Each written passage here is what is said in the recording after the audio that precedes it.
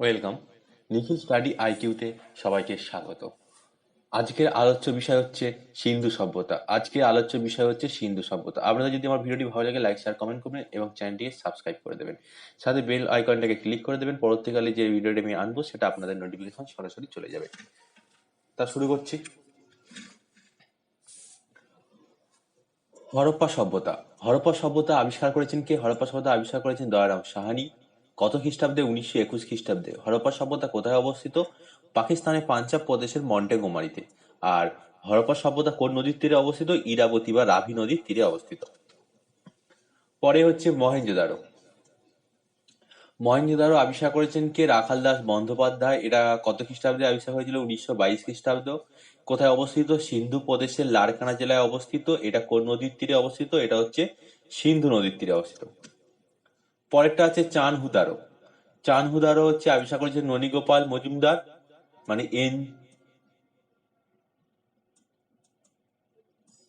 NG Majumdar. NG Majumdar 1931 খ্রিস্টাব্দ। এটা হচ্ছে মহেঞ্জোদারো থেকে 80 মাইল দূরে অবস্থিত চানহুদরা। আর এটা কোন নদীর তীরে অবস্থিত? এটা হচ্ছে সিন্ধু নদীর তীরে অবস্থিত। পরেরটা হচ্ছে কালীবঙ্গান। কালীবঙ্গান কালীবঙ্গান আবিষ্কার করেছিলেন এ ঘোষ।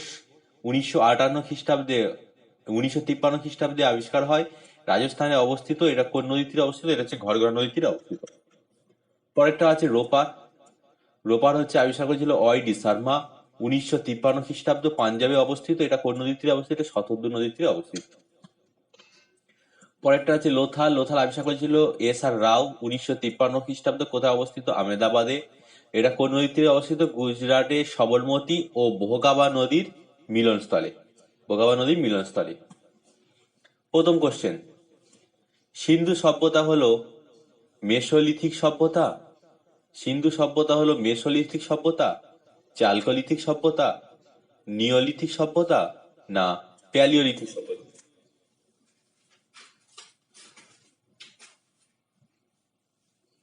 সিন্ধু সভ্যতা হলো চালকোলিথিক সভ্যতা।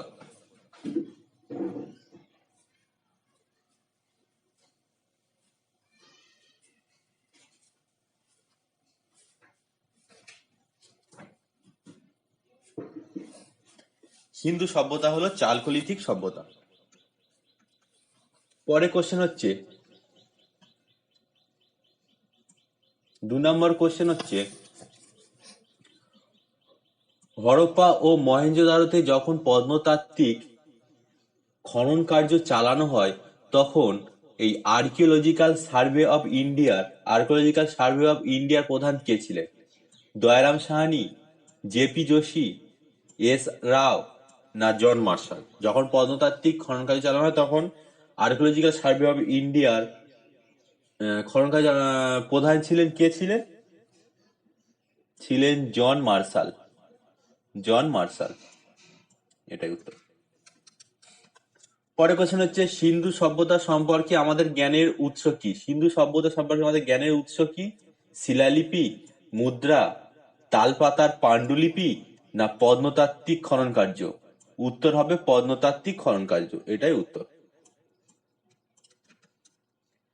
সিন্ধু সভ্যতার লোকেদের প্রধান জীবিকা কি ছিল? সিন্ধু সভ্যতার লোকেদের প্রধান জীবিকা কি ছিল? ব্যবসা বাণিজ্য, কৃষিকাজ, পশুপালন, না শিকার? সিন্ধু সভ্যতার লোকেদের প্রধান জীবিকা ছিল কৃষিকাজ। কৃষিকাজ। সিন্ধু সভ্যতার আদিবাসীদের কাদের সঙ্গে বাণিজ্যিক সম্পর্ক ছিল? সিন্ধু সভ্যতার আদিবাসীদের কাদের সঙ্গে বাণিজ্যিক সম্পর্ক ছিল? ইজিপ্ট, গ্রিস, মেসোপটেমিয়া, না শ্রীলঙ্কা? উত্তর হবে মেসোপটেমিয়া। মেসোপটেমিয়াদের সাথে সিন্ধু সভ্যতার আদিবাসীদের বাণিজ্যিক সম্পর্ক ছিল। সভ্যতার অগ্রগতিতে মানুষ কোন ধাতুর ব্যবহার সর্বপ্রথম শুরু করেন? সভ্যতার অগ্রগতিতে মানুষ কোন ধাতুর ব্যবহার শুরু করেন? অপশন হচ্ছে লোহা, ব্রোঞ্জ, তামা, না রূপা? উত্তর হবে তামা। ফার্স্ট তামার ব্যবহার তারা জেনেছিল। পরেরটা আছে, সুমেরুরা হরপ্পার অধিবাসীদের কি বলে অভিহিত করতেন? উগ্র, সেনানী, গিল্ড না মেলুহা? উত্তর হবে মেলুহা। তাহলে উগ্রটা কি? উগ্র হচ্ছে বৈদিক যুগে পুলিশকে উগ্র বলা হতো, উগ্র হচ্ছে পুলিশকে বলা হতো। সেনানি বৈদিক যুগে যে সেনাপতি তাকে বলা হয় সেনানি। আর গিল্ড বৈদিক যুগে যে ব্যবসায়ী সমিতি ছিল, বৈদিক যুগে যে ব্যবসায়ী সমিতি ছিল তাদেরকে গিল্ড বলা হতো। তাহলে তিনটে অপশন দেখা গেল। পরে কোশ্চেন হচ্ছে হরপ্পাবাসীরা কোন দেবতার পূজা করতেন? ব্রহ্মা, বিষ্ণু, ইন্দ্র না পশুপতি? উত্তর হবে পশুপতি। হরপ্পাবাসীদের কোন ধাতুর ব্যবহার জানা ছিল না? কোন ধাতুর ব্যবহার জানা ছিল না? তামা, সোনা, লোহা না হরপ্পাবাসীরা কোনো ধাতুর ব্যবহার জানতেন না? কোন ধাতুর ব্যবহার তাই জানা ছিল না? লোহা। পরে কোশ্চেন হচ্ছে হরপ্পাবাসীদের কোন পশুর কথা অজানা ছিল? হরপ্পাবাসীদের কোন পশুর কথা অজানা ছিল? গন্ডার, হরিণ, কুকুর না ঘোড়া? উত্তর হবে ঘোড়া। ঘোড়ার কথা অজানা ছিল। পরে কোশ্চেন হচ্ছে সিন্ধু সভ্যতার কেন্দ্রগুলির মধ্যে প্রথম আবিষ্কৃত স্থান কোনটা? লোথাল, রোপার, মহেঞ্জোদারো না হরপ্পা? হরপ্পা। হরপ্পা 1921 খ্রিস্টাব্দে আবিষ্কার হয় এবং আবিষ্কার করেছিলেন দয়ারাম সানি, সেটা প্রথমেই দিয়েছি। পরে কোশ্চেন হচ্ছে হরপ্পা সভ্যতা কত খ্রিস্টাব্দে আবিষ্কৃত হয়? 1919, 20, 21 না 22? 1921।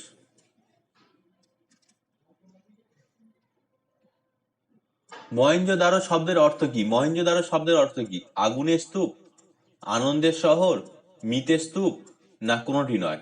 মহেঞ্জোদারো শব্দের অর্থ হচ্ছে মিতের স্তূপ।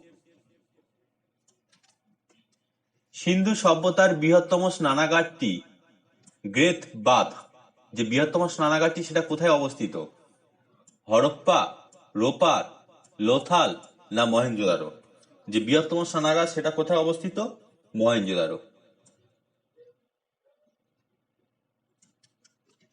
পরে কোশ্চেন হচ্ছে সিন্ধু সভ্যতার বৃহত্তম যে শস্যাগার, লার্জেস্ট গ্রানারি ছিল, যে বৃহত্তম শস্যাগার ছিল সেটা কোথায় অবস্থিত? কোথায় অবস্থিত? হরপ্পা, রোপার, লোথাল না মহেঞ্জোদারো? যে বৃহত্তম শস্যাগার ছিল সেটাও মহেঞ্জোদারোতে অবস্থিত।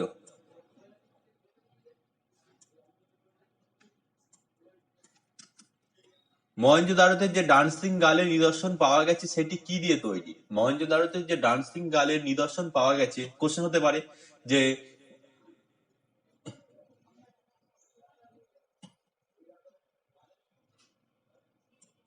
ডান্সিং গার্ল কোথায় পাওয়া গেছে? ডান্সিং গার্ল পাওয়া গেছে মহেঞ্জোদারোতে। তাহলে মহেঞ্জোদারোতে যে ডান্সিং গার্লটি নিদর্শন পাওয়া গেছে সেটি কি দিয়ে তৈরি?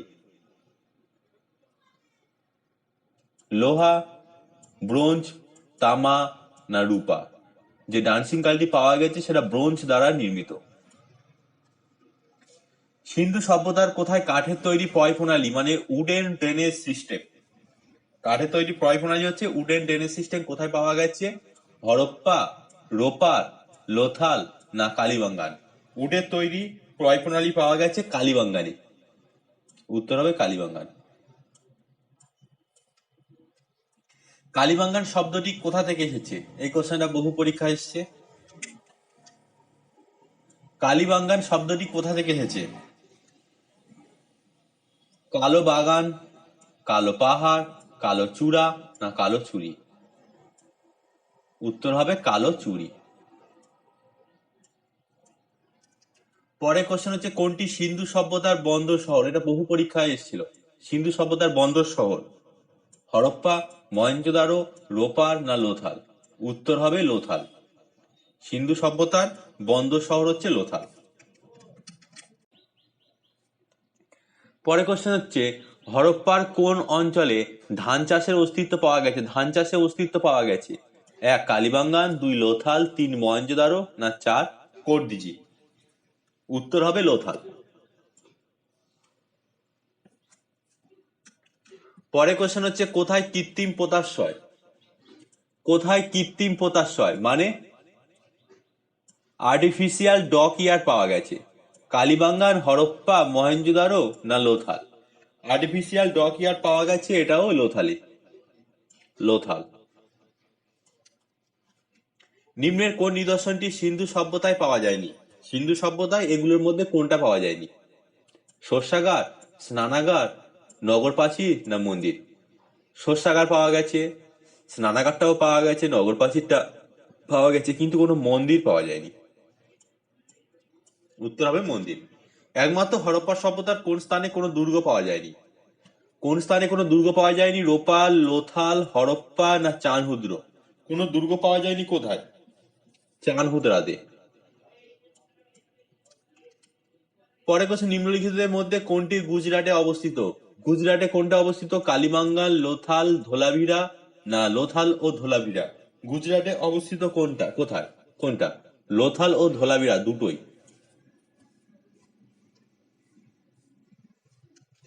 পরে কোশ্চেন হচ্ছে, সিন্ধু সভ্যতার কোন কেন্দ্রটি শতদ্রু নদীর তীরে অবস্থিত? শতদ্রু নদীর তীরে কোন শহরটি অবস্থিত? মানে কোন কেন্দ্রটি? রোপার, লোথাল, হরপ্পা না কোনোটি নয়? শতদ্রু নদীর তীরে অবস্থিত হচ্ছে রোপার।